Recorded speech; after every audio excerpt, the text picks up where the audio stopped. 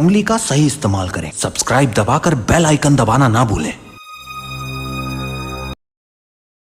Welcome to the smart SST Guruji चैनल। और इस कोविड-19 इफ़ेक्ट में हम उम्मीद करते हैं कि आप भी अच्छे ही होंगे और जल्द से जल्द हम ये प्रार्थना करते हैं कि यह महामारी भारत से जल्दी समाप्त हो जाए।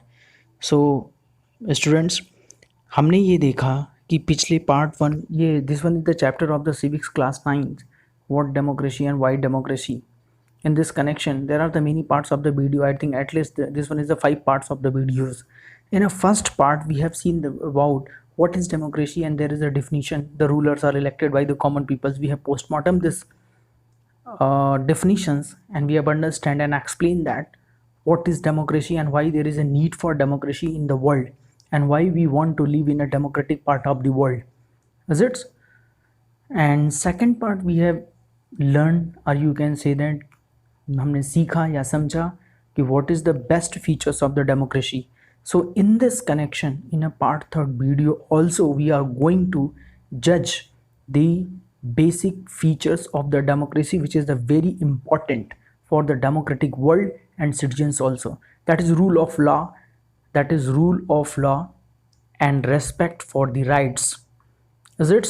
So in this connection we have case study of the ZANU-PF party in Zimbabwe and what happened in this party. So you know that what in the ZANU-PF party, which is 1980, it's and under the leadership of Robert Mugabe.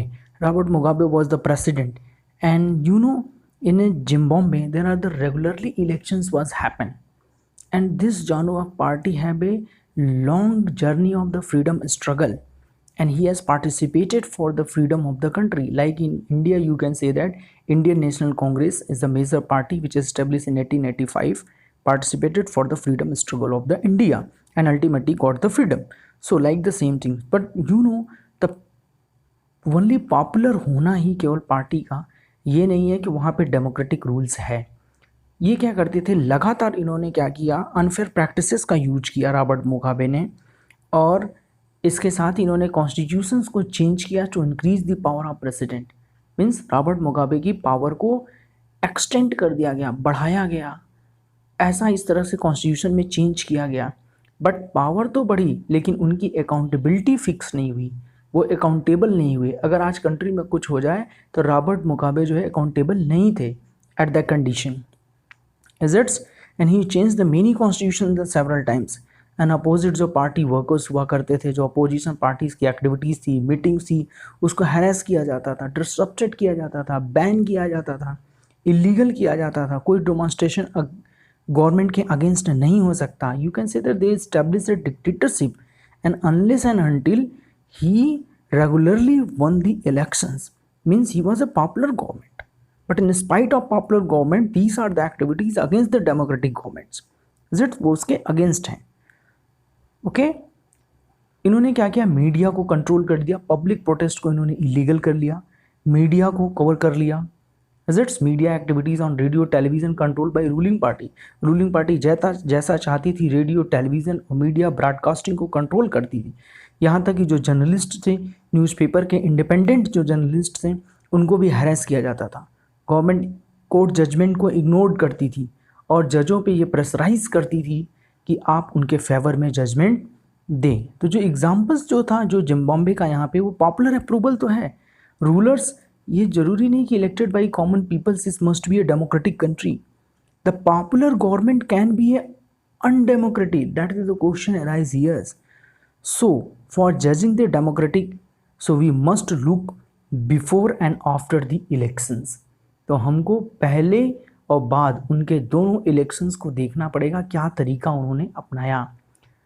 और उसके लिए होना क्या चाहिए, तो there is a sufficient room for the political activities. Political activities के लिए sufficient room होना चाहिए. हर कोई पॉलिटिकल ऑर्गेनाइजेशन कर सकता है. They have free to think.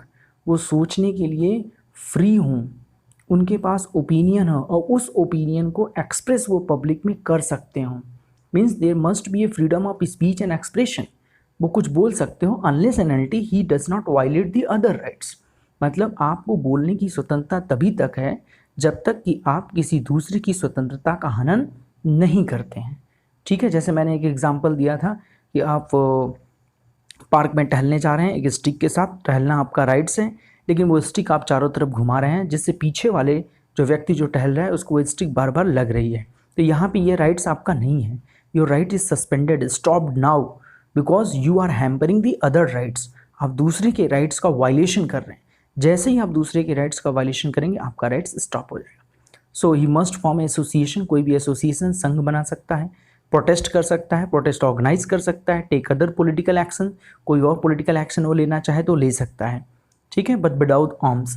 Respect for the basic right of the citizens, these are the quality of the democratic government, equality before the law and protected by the independent authority, independent of judiciary, you can say that, supreme court, high court, what ever, ये उनको independent हो। ये नहीं कि president का उसमें भी countable, legislature means विधायिका जो कानून बनाती है, लेजिस्लेचर एंड एग्जीक्यूटिव दोनों का जुडिशरी में इंटरफेयर नहीं होना चाहिए, तभी तो वो डिसीजन फ्री एंड फेयर होगा, otherwise this decision is not a free and fair.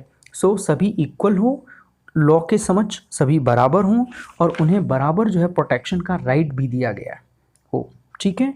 उसके साथ ही साथ कुछ गारंटीज जो दिए गए हैं माइनॉरिटीज़ ग्रुप्स को ही। मेजॉरिटी का रूल का ये मतलब नहीं होता कि वो माइनॉरिटी पे अत्याचार करें। The majority is always go with the minority, with the interest of the minority. अगर माइनॉरिटी के इंटरेस्ट के साथ नहीं है तो वो डेमोक्रेटिक गवर्नमेंट नहीं है। In a democratic government, finally we come to the conclusion what? We come to the conclusion a democratic government rules within limits set by the constitutional law and the citizens' rights. Is it? So constitutional law और citizens' rights के बीच का अगर तालमेल मिला के अगर कोई government form होती है, that is called as a democratic government. India is the world largest democratic government, we can say that. Not India, many other governments are also. And in summary definition, we are just coming out the same things what we have studied, the democracy is a form of government in which the rulers are elected by the common people, जिसमें हमने पढ़ा था कि rulers ही जो है major decisions लेता है। Elections after a choice, fair opportunity, change to the current rulers, अगर जो जीता हुआ है वो हार सकता है, जो हारा हुआ है वो जीत सकता है, इक्वल चांस होना चाहिए, ठीक है, चॉइस और अपॉर्चुनिटी भी इक्वल होनी चाहिए। सिटीजन्स राइट्स जो कॉन्स्टिट्यूशंस में है वो उनको मिलने चाहिए, कॉन्स्टिट्यूशन सेफगार्ड्स होना चाहिए। So in last, thank you for watching this video, please share to the others.